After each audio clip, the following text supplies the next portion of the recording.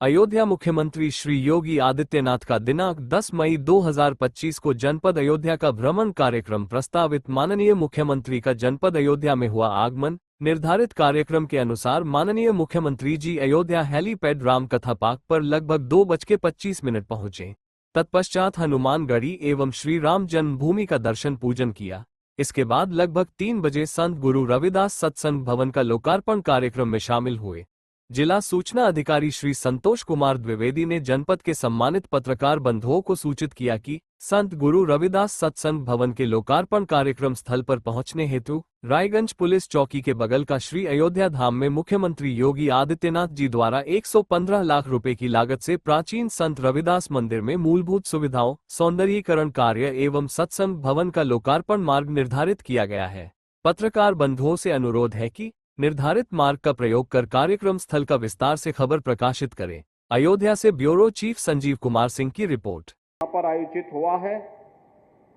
इस आयोजन के लिए मैं इस मंदिर के श्री महंत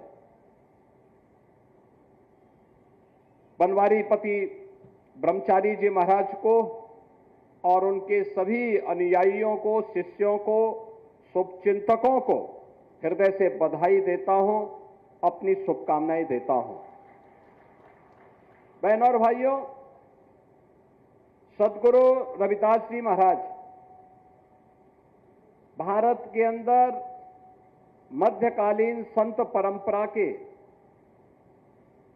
एक ऐसे सिद्ध संत थे जिन्होंने अपनी कर्म प्रधान व्यवस्था के माध्यम से तत्कालीन समाज की आंखों को खोलने, उसकी सुप्त चेतना को जागरूक करने का काम किया था। और उस समय उन्होंने जिस मजबूती के साथ सामाजिक विसंगतियों के खिलाफ आह्वान करते हुए सोए हुए समाज को जागरूक करने का काम जो किया, उन्होंने कहा, ऐसा चाहूं राज में जहां मिले सबन को अन्न, छोट बड़ो सम बसे रविदास रहे प्रसन्न। बहनों और भाइयों, याद करिए, मध्यकाल ये देश विदेशी आक्रांताओं के आक्रमण से आक्रांत था।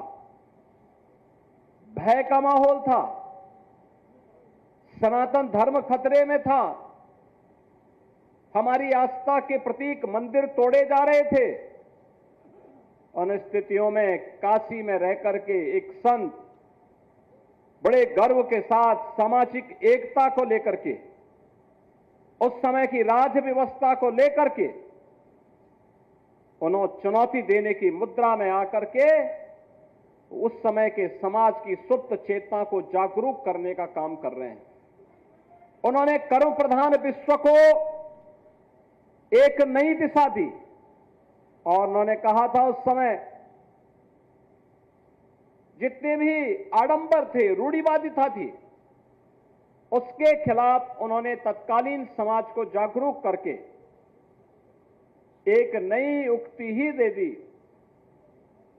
कहते हैं, जब उनके सहयोगी जो संत थे, उन्होंने उन्हें कहा कि चलो रैदास, चलो गंगा स्नान करने के लिए चलते हैं। जब उनके पास कार्य नहीं होता था तो वो जाते थे, लेकिन जब कार्य होता था तो अपने कर्म को पहले प्राथमिकता देते थे, कर्म को पहली प्राथमिकता देते थे। कहते हैं, एक बार काम ज्यादा होने के नाते सदगुरु रविदास जी महाराज गंगा स्नान करने के लिए अपने सहयोगियों के साथ नहीं जा पाए, लेकिन उन्होंने अपनी कठौती से एक आना निकाल करके उन्हें दिया कि जाओ, मेरी तरफ से भी मां गंगा को अर्पित कर लेना।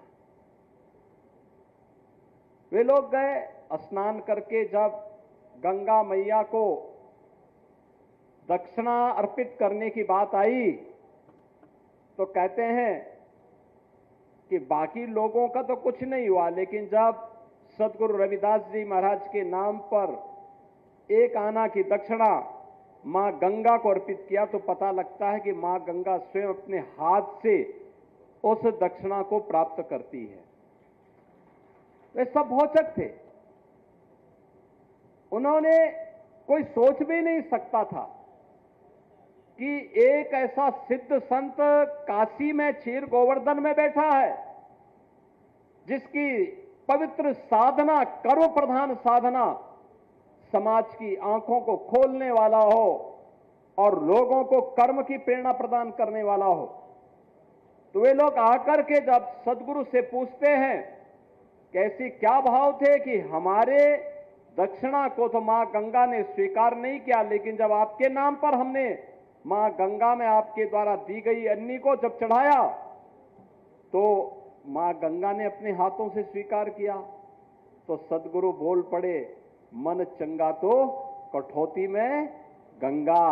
और बहनों और भाइयों, यही वह कर्म प्रधान व्यवस्था है जिसके बारे में आज प्रधानमंत्री मोदी जी देशवासियों को प्रेरित कर रहे हैं।